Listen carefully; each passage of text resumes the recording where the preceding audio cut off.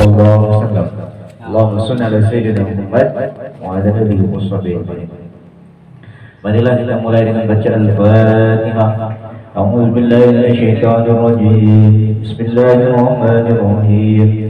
Alhamdulillahi rabbil alamin. Arrahmanir rahim. Maliki yaumiddin. Iyyaka na'budu wa iyyaka nasta'in. Ihdinas siratal mustaqim. Siratal ladzina an'amta 'alaihim ghairil maghdubi 'alaihim waladdallin.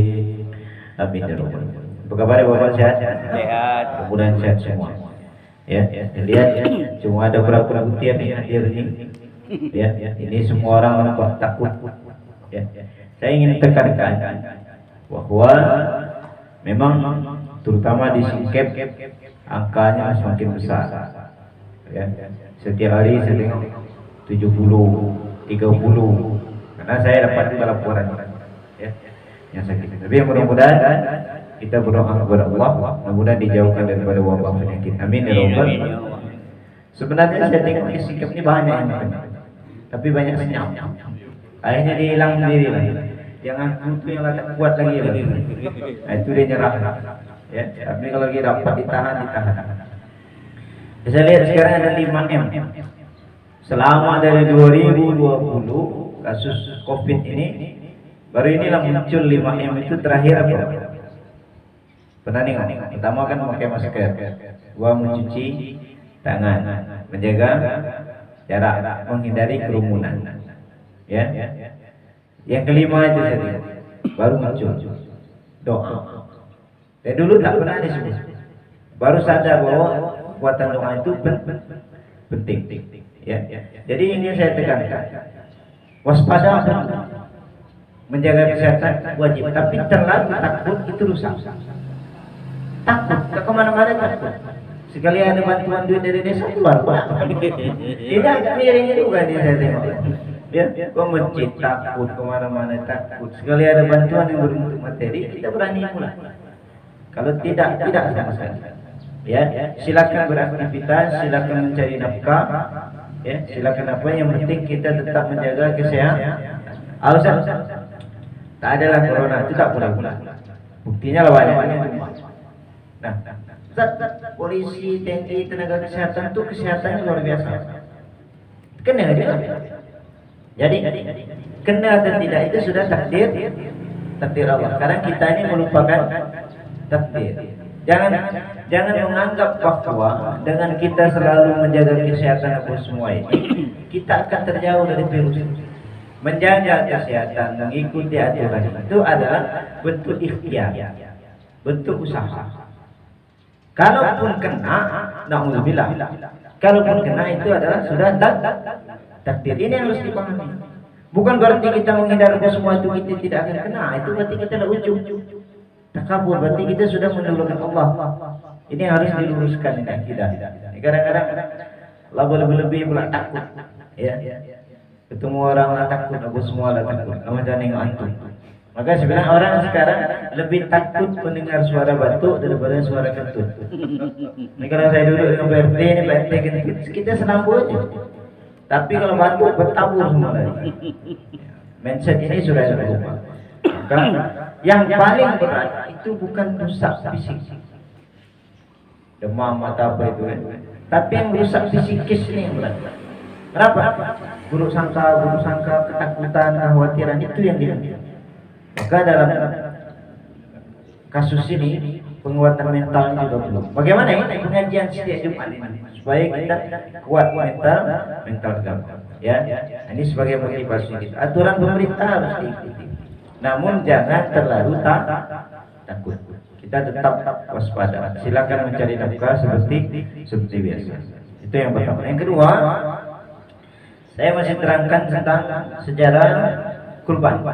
Karena ini masih dalam bulan Zulhijjah. Dan insyaallah sebentar lagi itu tahun baru Islam. Nah, jangan kita sibuk-sibuk corona ini kita lupa pula bahwa Islam sudah berganti. Insyaallah tanggal 10 Agustus pas malam Selasa itu pergantian tahun Islam. Tadi mulai sore. Jadi 1443. Ini sekarang terakhir bulan Zulhijjah. Coba kita sebut dulu bulan-bulan Islam sama-sama. Kalau dikit ini lebih gampang, lebih ketahuan siapa yang hafal tidak. Coba 1, 2, 3, Muharram. 2, antam sajalah. 3, kan hilang. 4, Muharram, Safar, Rabiul Awal, Rabiul Akhir, Jumadil Awal, Jumadil Akhir, Rajab, Sya'ban, Ramadan, Syawal, Zulqa'dah, Zulhijjah. Zulfikar, Zulkifli tak masuk. Nah, ini sudah Zulhijjah. Kenapa disebut Zulhijjah? Yaitu bulan haji. Zulhijjah. Nah, sedikit peristiwa. Kenapa saya angkat di mana-mana masalah kurban? Ingin membuka sejarah yang sebenarnya. Karena hari ini sejarahnya banyak saja lekas. Pada malam tanggal 8 Zulhijjah, Nabi Ibrahim bermimpi. Nah, 8 Zulhijjah itu disebut tarbiyah. Tarbiyah itu juga disebut mimpi, bukan tarawih. Beda bahasa tarbiyah. Nah, Nabi Ibrahim adalah nabi paling sukses. Kenapa? Bisa mencetak anak cucu keturunan menjadi nabi. Ya. Nabi Ibrahim punya istri Siti Hajar. Siti Hajar dari Ibrahim punya anak Ismail. Ismail terus nasabnya sampai ke bawah Nabi Muhammad sallallahu alaihi wasallam. Itu nasabnya. Ibrahim menikah juga dengan Siti Hajar, Siti Sarah. Punya anak Ishak. Ya, punya anak Ishak. Ishak turun ke bawah Yakub, Yahuza, terakhir ditutup dengan Isa alaihissalam. Jadi 2, Ishak, Ismail. Dan itulah nama bapak saya. Bapak saya namanya Ishak Ismail. Ya, atuk saya nama Ismail. 2 nasab. Kenapa Ibrahim bisa hebat? Karena dia selalu berdoa, Rabbi habli minas sholihin. Ini boleh dibaca adik-adik. Ya, anak kita tidur, dia nak sekolah, kita cium kepala dia baca Rabbi habli minas sholihin, anak cucu. Supaya dia menjadi anak cucu yang soleh-solehah. Atau Allahumma ja'alna zuriyah thayyibah. Allahumma ja'alna zuriyah thayyibah. Minta anak cucu keturunan menjadi yang baik. Rabbi habli minas sholihin sama. Kalau istri meletik macam mana? Baca juga dekat kening ini. Rabbi habli minas sholihin, supaya dia tak meletik sangat. Ya, kalau suami yang meletik agak susah dikit. Panggil menteri sunat kan. Ya, dia tak meletik lagi. Nah itu. Nah, Nabi Ibrahim lama tidak punya anak. Sudah menikah. Jadi kalau ada orang dulu lama tak punya anak, Ibrahim pun lama. Sampai terlepaslah dari mulut Ibrahim, ya Allah, berikanlah aku ini keturunan. Kalau aku dapat keturunan ini, kalau masalah kita, apapun yang kau perintah buat, apapun yang kau minta aku laksanakan. Nah, inilah sifat watak asli daripada manusia. Kalau dia belum dapat, apapun dia cakap. Kalau dia menikah, dia rayu istri. Nanti kalau kau sudah menikah, saya apa pun minta saya kasih. Kau nak minta beli emas, nak beli ini. Sekali sudah nikah, hilang kisah. Wahai sayang, kita sudah menikah, susah senang harus kita hadap bersama. Kata istri ini tak sesuai nampak. Tapi Ibrahim tidak seperti manusia biasa. Dia memang mengungkapkan itu. Maka pada malam tarwiyah, Ismail sudah berusia kurang lebih 8 tahun 7 tahun. Nabi Ibrahim bermimpi disuruh menyembelih anaknya Ismail. Pada saat terbangun, Ibrahim tidak percaya. Ini mungkin gangguan iblis. Dah lewat tarwiyah. Pada malam 9 Zulhijjah disebut Arafah. Maka ibadah haji dan umroh itu wukuf di Arafah. Mimpi lagi kedua kali bahwa disuruh menyembelih putranya Ismail. Akhirnya Ibrahim meyakini bahwa itu perintah Allah. Maka Arafah itu juga sebut hari yang penuh dengan keyakinan. Ya. Pada tanggal 10 Zulhijjah, jadi tarwiyah, Arafah, 10, 8, 9, 10 disebut Adha atau Udhiyah, proses penyembelihan. Ini bahasa penyembelihan ini harus diluruskan. Bahasa Ya. Pada tanggal 10 itu Nabi Ibrahim mengajak Ismail berjalan-jalan. Sudah didandan, sudah diapa, macam kita lah ngajak anak kita kecil-kecil. Dalam perjalanan Ibrahim mengatakan, "Baik Ismail, Bapak nak cakap. Bayangkan Pak, kita misalnya 10 tahun tak punya anak, 20 tahun tak punya, tiba-tiba diberi anak umur 8 tahun yang lagi comel-comel itu, tiba-tiba disuruh perintah untuk menyembelih. Kalau manusia yang tidak kuat tak akan melaksanakan. Ya. Nah, BRT disuruh menyembelih anak dia, saya tak sanggup. Ya. Dah. Pada saat berjalan, apa Pak? Bapak dapat mimpi. Tapi Bapak berat untuk melaksanakan. Apa mimpi itu? Malam terbiang, malam Arafah Bapak mimpi. Nah, inilah Bapak meyakini apa? Bapak diperintahkan Allah untuk menyembelih kau. Wah, apa jawab Ibrahim? Wahai ayahanda, kalau kau memang kasih Allah, kau Nabi Ulul Azmi, lakukan perintah Allah itu dengan ikhlas. Jangan ragu asah. Parang itu tajam-tajam, biar saya tak tersiksa. Terkejut Nabi Ibrahim. Itu Ismail. Ada kalau saya cakap dengan anak saya lain cerita dia. Tidak, bapak ada perintah suruh menyembelih kau. Pasti dia lain jawab. Nek tu lain dua dengan adik ni. Kenapa budak sekarang ni pandai? Pandai dia jawab. Anak saya SD, saya sering cerita di mana-mana. Dia lah naik ke SD. Saya belikan sepeda, dia lah pandai naik sepeda. Sepeda tu rantai dia rusak. Rem-rem patah, tak macam mana dia. Saya bawa ke bengkel lantak itu. Kita otak. Dia sambil servis tu, dia pandai pula merunung. Itulah dia. Kalau sepeda murah. Hai dalam hati saya. Dia pula kata sepeda itu murah. Murah-murah nak sejuta lebih. Pandai deh Pak. Budak sekarang. Ya. Saya meradang dia di rumah.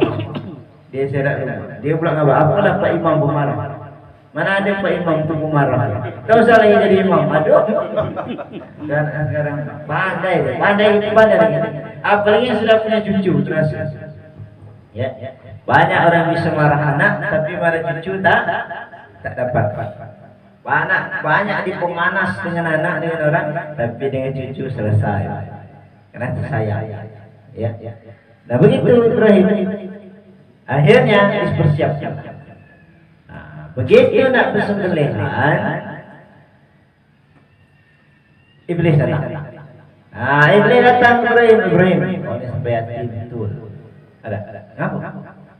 Kalau 20 tahun tak punya anak-anak je kau sembelih itu tak betul tu. Wah ini perintah Allah, saya harus laksanakan. Ibrahim sadar bahwa ini iblis, ambil batu, lempar. Nah, lemparan pertama dalam proses haji disebut jumratul ula. Lempar, pap, kena guntur dia. Ya kan? Maka ini sering orang jamaah haji kita pun di sana melempar, Pak. Tapi Indonesia ni ganas.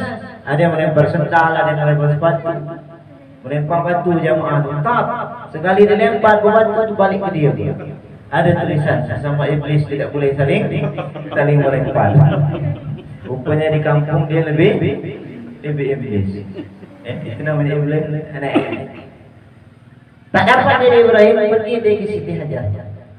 Makanya kita dalam rumah tangga ni, kadang suami kuat, istri tak kuat. Istri kuat, suami tak kuat. Suami istri kuat, anak yang tak kuat. Makanya ini hikmah.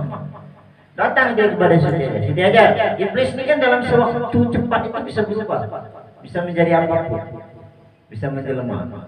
Kemana Ibrahim? Ibrahim pergi jalan-jalan dia dengan Ismail. Kalau bahasa kita lah. Kemana dia? Tak tahu, saya dia berjalan aja dia tak suka-suka dia. Kalau kena bohong. Kenapa? Saya bertemu dia tadi. Dia tengah tak sabar. Dia nak sembelihkan Ismail. Terkejut Siti Hajar. Betul.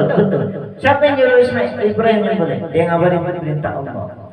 Apa jawab Siti Hajar? Kalau memang itu perintah Allah, saya yang akan tolong Ibrahim menyembelih Ismail. Kata Ibrahim, ini makin kita ni laki bini. Kalau ibu rasa saya, ya kan istri BT lah. Mana BT? Sentap aja dia nanya malah gunting 9 bulan. Nusu gini. Dia pula nyembelih dia. Tapi tidak. Tak dapat. Hajar cepat sadar bahwa ini iblis, diambil batu, lempar. Lemparan kedua disebut jumratul wusta. Ula wusta.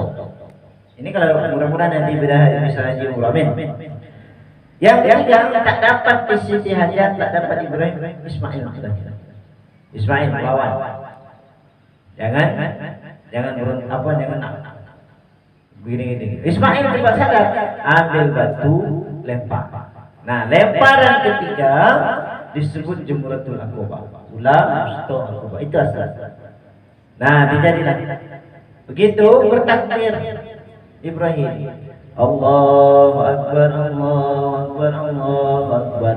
Jawab Ismail, la ilaha illallah, Allahu Akbar. Jawab mereka, Allahu Akbar, walillahil hamd. Ingat ya, takbirannya harus betul. Idul Fitri Idul Adha yang penang saya. Walillahil hamd di mana-mana masjid. Ilham panggil. Itu salah. Walillahil hamd. Iya. Ini panggil. Ya. Walillahil hamd. Walillahil hamd disambung. Bukan walillahil hamd. Itu sudah tahu artinya, Pak. Walillahi itu kalau tulisan aslinya walillahi dan segala puji bagi Allah, dan segalanya milik Allah. Alhamdulillah segala puji bagi Allah. Alhamdulillah. Karena dia sambung jadi walillahil hamd. Itu hamzah wasl. Tapi kalau dibaca walillahil hamd dan segalanya milik Allah, alhamdulillah segala puji. Nah, ilham petunjuk. Kata malaikat, apa benda yang dibaca? Semua masjid surau. Walillahil hamd. Hantam sajalah dalam hati saya. Ini penting kat senang hati. Ya. Selamat datang Ibu Bupati. Ini kalau dia tak datang tak makan kita. Saya lah buruk sangka tadi kan. Nampak benda itu cuma gelas saja kan. Bupati Pak Sekdes ni tak betul. Semalam ngabar makan besar. Ya. Dan saya lanjutkan. Jadi takbir itu harus betul. Ya. Nah, yang ingin saya luruskan bahwa Nabi Ismail tidak tersembelih, bahkan tidak tersentuh sama sekali. Dan Ibrahim tak menyembelih dan tidak berubah menjadi domba. Saya pernah menghadiri satu prosesi pemotongan hewan kurban. Ada anak SD Pak nengok waktu Pak Imam itu nyembelih. Apa kata budak? Kesian Nabi Ismail. Aduh kata saya. Kenapa? Karena sejarahnya tidak jelas.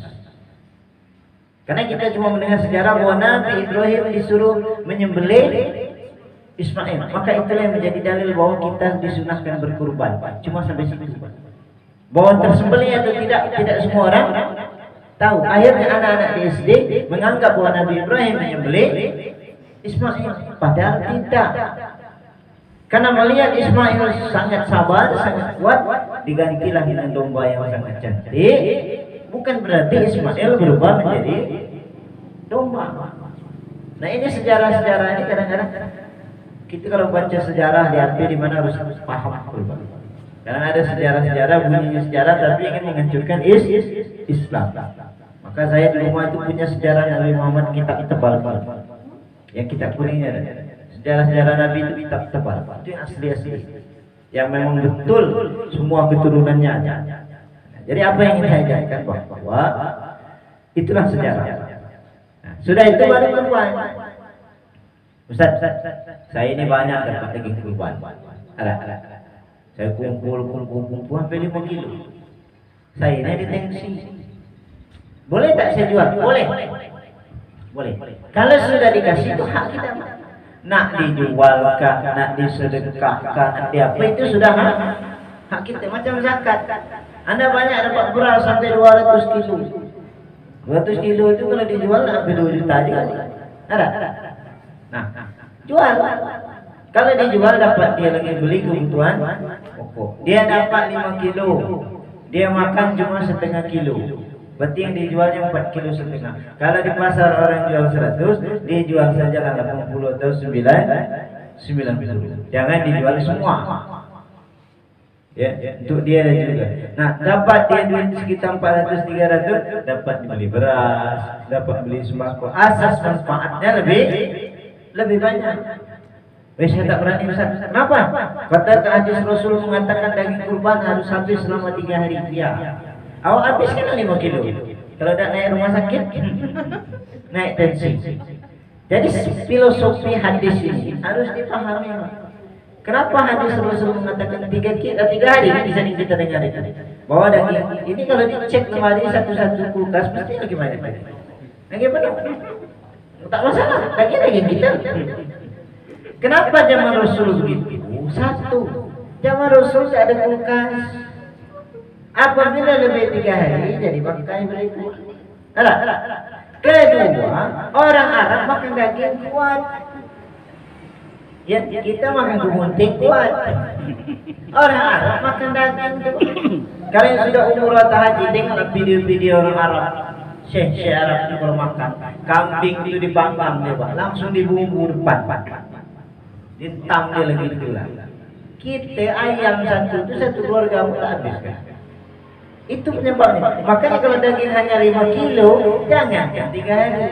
Setengah hari pun selesai dia. Nah, banyak sama manfaatnya. Simpan. Ustaz, saya simpan. 2 minggu lagi saya dah sudah selamat. Saya nak masakkan semua. Itu lebih bagus. Itu namanya ditasarufkan. Ya, jangan dipaksa. Ini masalah daging kurban. Banyak orang takut. Ya, silakan dijual, silakan dimakan.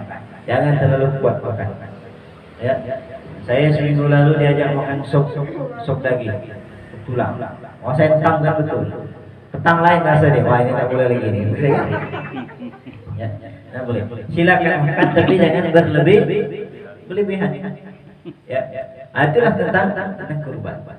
Banyak kurban. Di mana-mana orang kurban, alhamdulillah. Tapi tahun ini pun saya tengok orang tak banyak karena faktor ekonomi. Bahkan ada yang jual sate, buat sate. Kawan saya ngajak makan sate, memang nyakit hati dia. Makan sate dulu. Saya tengok, apa sate abang isi? Cuma 3 berjarak. Oh, boleh dekat Facebook, kita tak boleh berdekat sekarang kan. Sampai sate pun jaga jarak. Yang bisa 1 tusuk itu bisa 5 itu lah, 5 potong atau 4 potong. Ini cuma 3 potong. Ini tak ada, ini sate makan sumpah ni kan. Sampai sate pun berjaga jarak. Kalau anda mungkin tengok di grup saya, tengok langsung. Dia tengah jadi 1 tusuk itu 3 je masih. Di jarak. Apa? Tak boleh dekat zaman corona. Harus jaga jarak. Saya beli duku dekat pasar tu, Pak. Nanti duku ni Pak, tapi tak banyak kena corona. Ini duku ni tak boleh ni, kan? Dia tak jaga jarak ni, berkerumun semua ni. Duku ditumpuk. Jadi sekarang-kadang benda-benda itu banyak dibuat buat lucu. Ya. Jadi itu terakhir apa amalan kita sekarang? Satu, banyak-banyak bersyukur. Ini sering saya ulang. Bersyukurlah masih diberi kesehatan. Kita tengok di rumah sakit itu. Saya 2 malam saya duduk di luar rumah sakit karena ada orang raya sakit. Hari ini aja meninggal. Mungkin bapak kenal ya, Mas Imam yang di raya Simpang Air Merah itu. Ya. Itu apa kurang? Ini sudah takdir Allah. Terlepas dia meninggal karena sakit atau apa, itu sudah ajar. Dia orang kesehatan, Pak. Banda yang obat-obat. Allah kalau ada cabut nyawa tak pandang. Corona pun tak pandang. Oh, ini ustaz tak usah, jangan berusaha gitu. Oh, tahu. Sedap betul. Oh, jangan hidup perangkat desa kalau dia tak bisa melayani desa. Tak begitu juga. Siapa kena? Kena. Ibu kesehatan, orang miskin, orang kaya kena. Ya. Nah, maka harus bersyukur. Saya 2 malam saya di rumah sakit itu di luar sana. Oh, masuk. Ada ruang periksa yang tenda. Kalau selamat dia masuk ke sana. Kalau tak, jalan pulang isolasi. Maka saya berdoa kepada Allah, jauhkanlah segala dari penyakit. Kalau anda sudah ada tanda-tanda nak kena itu, cepatlah minum obat, minum vitamin. Ya. Jadi banyak olahraga. Itulah obat. Dan memang hasil penelitian hampir 80% yang terpapar itu mereka yang sudah ada faktor X. Ada penyakit lain, jantung, diabetes, ada penyakit paru-paru, sesak napas itu. Nah, tapi banyak juga yang mereka kena itu banyak penyakit komplikasi, sehat pula. Nah, itulah kehendak Allah. Jangan terlalu takut. Banyak bersyukur saya diberi kesehatan, masih dapat bekerja, masih dapat kebun, masih dapat laut, alhamdulillah. Ya, bersyukur. Sabar. Kita sering bilang sabar dalam menghadapi musibah. Ya, tabuk ini seolah-olah sekarang masa mencekam. Tapi kalau saya saja. Karena saya tidak ada terlalu waspada dan tetap. Tapi jangan terlalu ya. Sabar dalam menghadapi musibah, sabar dalam segala hal. Musibah banyak betul. Satu hari tinggal 3, 4. Hampir seminggu ini saya tengok di grup saya ini berita duka tentang itu. Makin banyak durian jatuh, makin banyak pula dia jatuh. Durian pun habis tak itu pasal. Ini durian ini pun makan sumpah ni. Banyak yang berjanji, tenang saja, tak sampai sebulan lagi itu kelas saya hantar. Tunggu itu. Ya. Dari mana? Amannya lagi buang guru. Pas dia buang guru. Seminggu kita tanya, habis tu tak ada yang buang guru, memang lah. Kalau nak kasih, kalau tak nak, sudah. Nah ini sabar, syukur, sedekah. Di dunia ini saya ingat sedekah. Orang tua dulu, zaman dulu. Kita ni kalau tidak ada orang tua dulu, tak ada makan dia. Siapa yang nanam? Atuk yang kita merasa. Orang tua dulu, rata-rata yang dapat berangkat haji itu rata-rata punya kebun durian. Di mana berkah durian dia? Dia begitu buah pertama dikumpulkan dia, yang bagus kasihnya tetangga, yang tak bagus dibuatnya kolak, diundang bersama masyarakat kampung, doa selamat. Buah pertama. Tak ada di istilah buang guru. Maka banyak jual dia makin banyak, dia dapat kumpul duit, dapat dia naik. Nah sekarang baru buang guru, buruklah dia selama-lama. Kata malaikat kau bilang buruk kan? Sama dengan kita, saya paling mantap itu istri saya bilang susah, sulit, jangan. Susah betul hidup, susah. Ada duit, tak ada. Kemarin saya kan. Nah anda kalau orang nanya ada duit, jangan bilang tak ada lagi. Kadang-kadang dia dah tahu dah kawan nak pinjam duit. Ya, kak ada duit, adalah tapi tak banyak. Kalau kau nak pinjam aku tak ada. Itu lebih enak, uding di depan pun lebih sedap.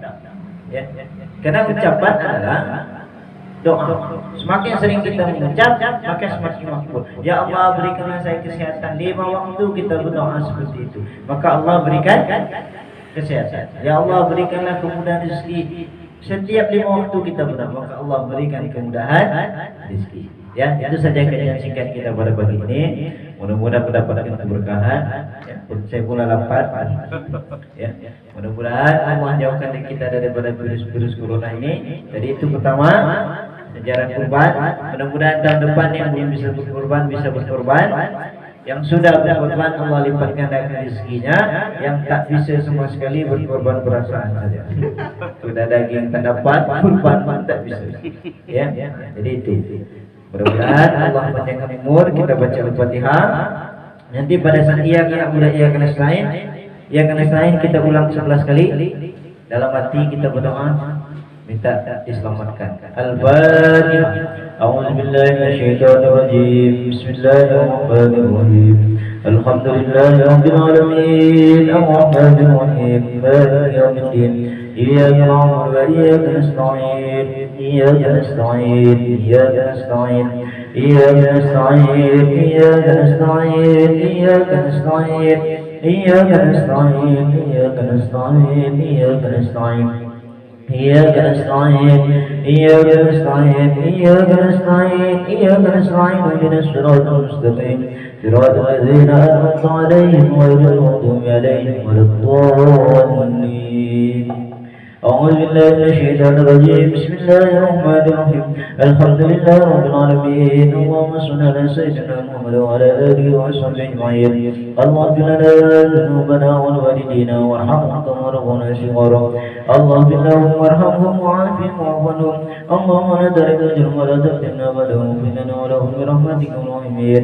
اللهم إنا نسألك سلامة في الدين والآخرة وعافية في الجسد وزيادة في العلم وبرودة في الأرض وتوبة قبل الموت ومغفرة بعد الموت.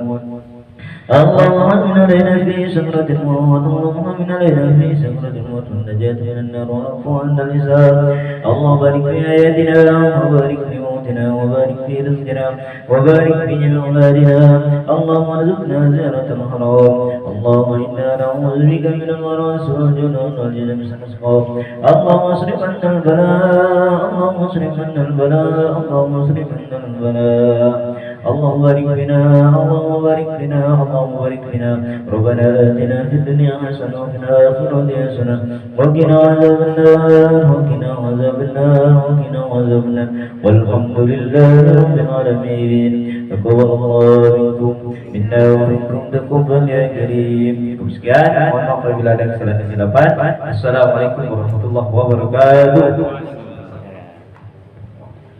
Baik, demikian pengajian Jumat yang disampaikan oleh Ustaz. Mudah-mudahan yang disampaikan tadi bermanfaat untuk kita, mendapat berkah dari dunia Allah Subhanahu wa taala. Amin ya rabbal alamin. Subhanallah wa bihamdika asyhadu an la ilaha illa anta astaghfiruka wa atubu ilaik. Wabillahi taufiq wal hidayah. Wassalamualaikum warahmatullahi wabarakatuh.